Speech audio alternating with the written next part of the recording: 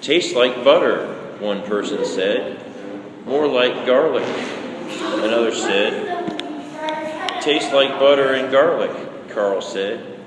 Krill don't have their own taste, I concluded. It was somebody still waiting to come back. It was 3 in the morning, bright outside, and I couldn't sleep. I crept downstairs, and I couldn't sleep. I crept downstairs, signed out, and took the flag trail up the glacier. All right, go ahead. Dressed in a watchman's cap, 3 layers under my parka and boots, I climbed in a stillness, broken only by the noise of snow crunching under my soles. Greenish purple clouds covered the sky from edge to edge. The sea was the color of pewter. Near the top, I heard a cracking sound. A slap magnified millions of times in my ears. Another followed, then another. Echoes of sound, aftershocks, sizzled in the air. The sky began to glow with an eerie luminescence, as if someone in the heavens had switched on a neon light in place of the sun. I felt myself dropping straight down. A crack had appeared under me, a crevice in the glacier. I'm alive because the crack was narrow.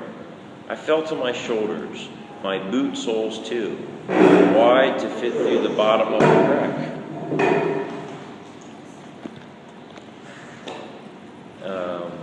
I stared below into a blue-green hole cut with facets like a diamond.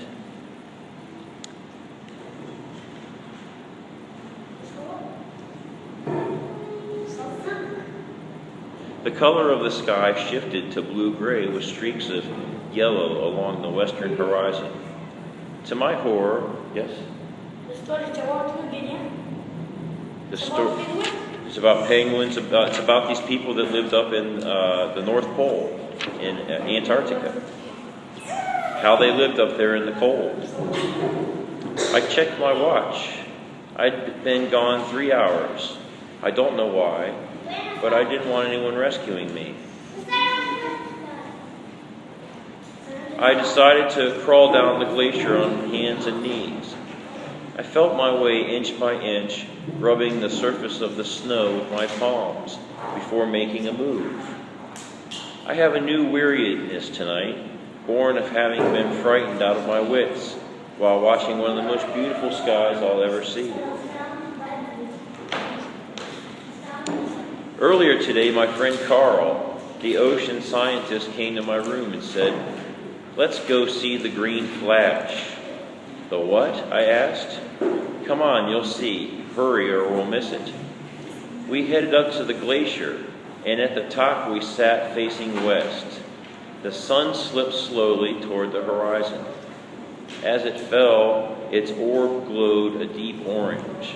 The shape of it was fat, like a squashed pumpkin. Near the end of the drop, the light on top of the orb flashed green.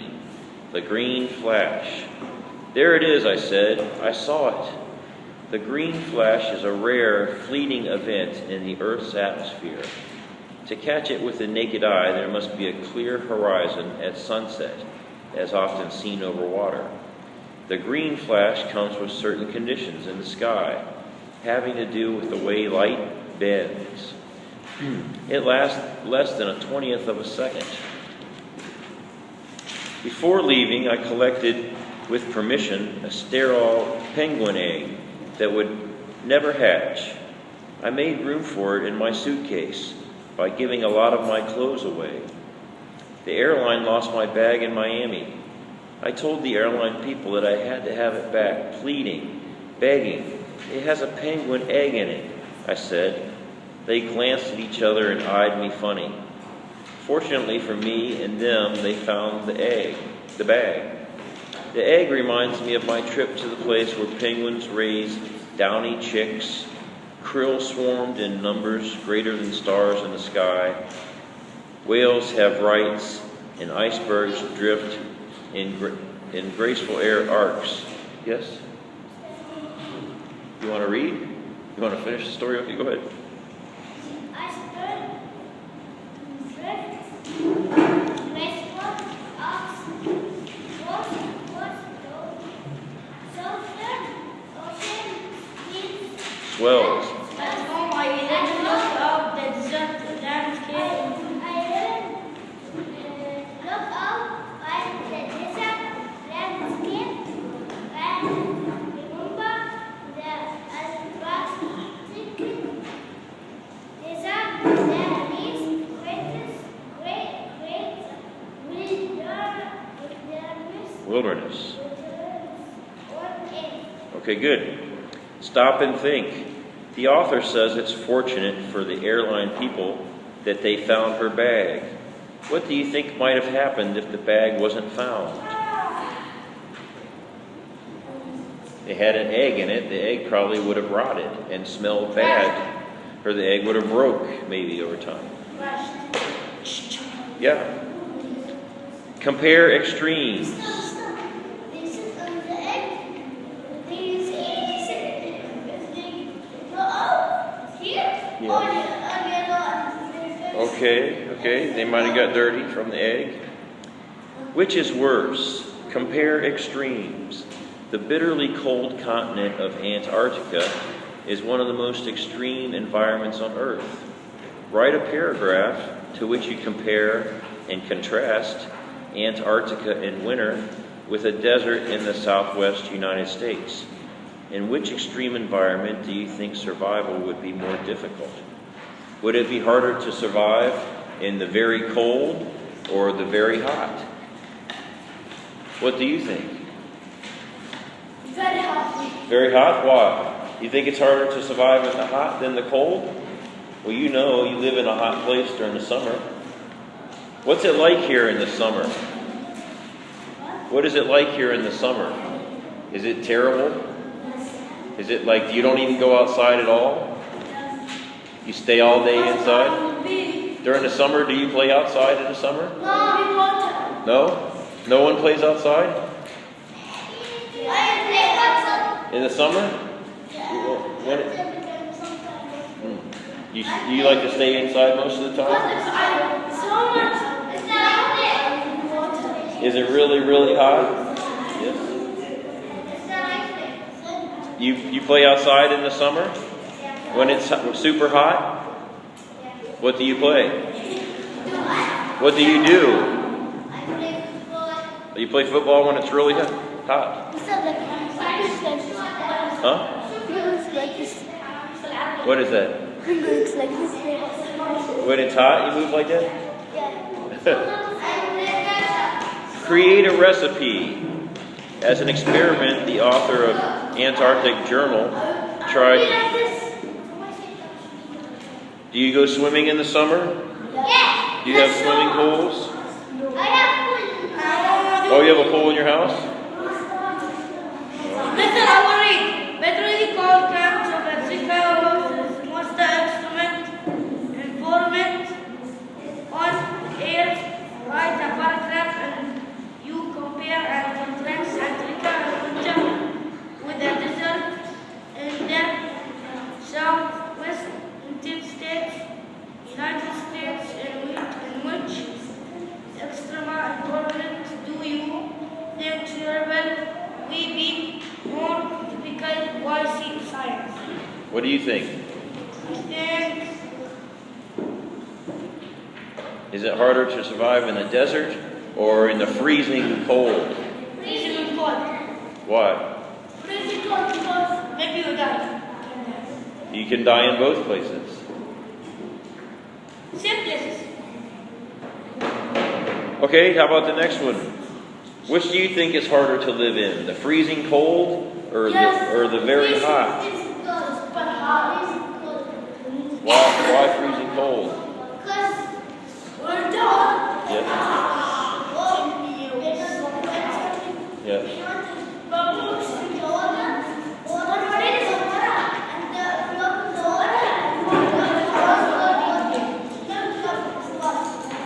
Okay.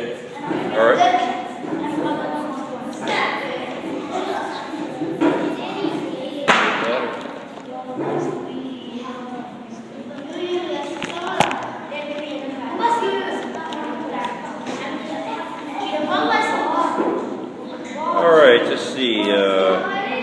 follow this food chain? You want to stop preaching, Daddy? Discuss this question with a Daddy?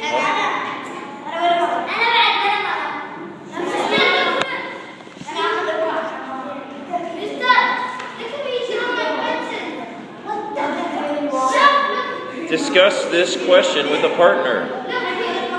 How important are krill in the Antarctic food chain? How important are krill? Okay, please now.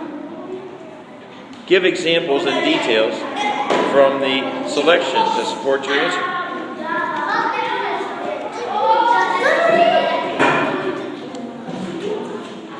Let's try another one.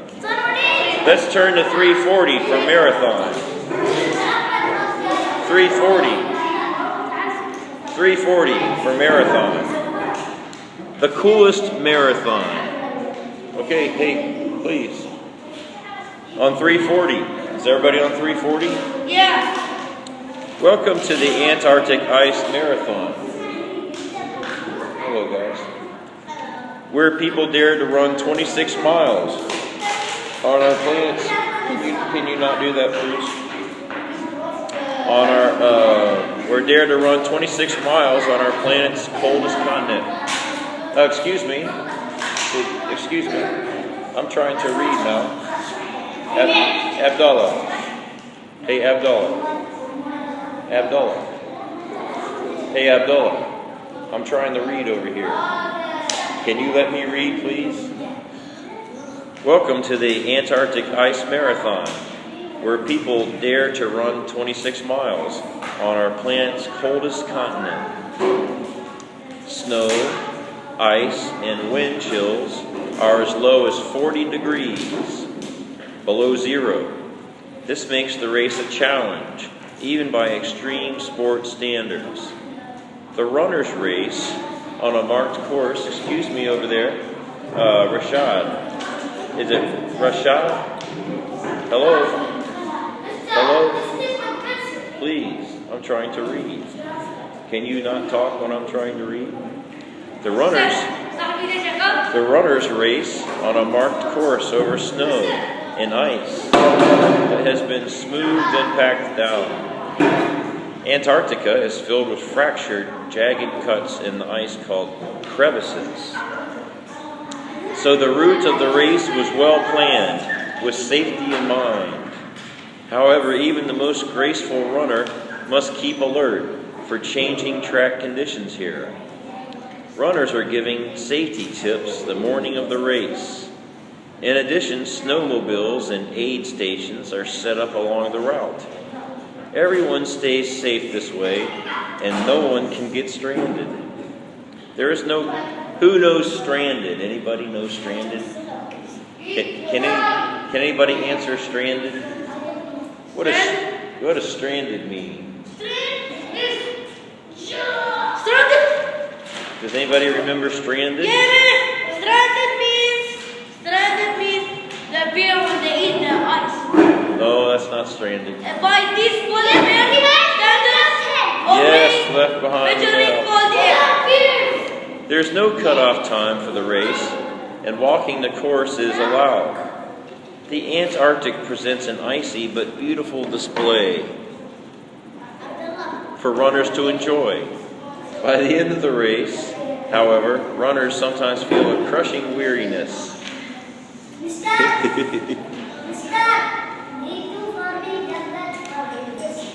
Oh. Did you do that? Yes. Everyone stays safe this way, and no one can get stranded. There is no cutoff time from the race. Sultan is hiding behind his book. There he is. Everyone stays safe this way, and no one can get stranded. There is no cutoff time for the race, and walking the course is allowed. The Antarctic presents an icy but beautiful display for runners to enjoy. By the end of the race, however, runners sometimes feel a crushing weariness. Many runners may have a vision. Okay. You say, can I go to the bathroom? Okay. Many runners may have a vision of being inside their dry tents. Here they can huddle in the cozy warmth of their sleeping bags for a hard-earned rest. And here's a picture of Antarctica. It's down at the bottom of the world. There's the North Pole at the top of the world, and then there's Antarctica at the bottom of the world. Antarctica is right next to South America. So then we go on. Yes? Yes, you can drink water. Runner's blog. The winner of the 2006 ice marathon was Evgeny Gorkov, a runner from Russia. Below is an excerpt from the blog or online journal. Abdullah. Oh, Abdullah. Abdullah. Oh, Abdullah.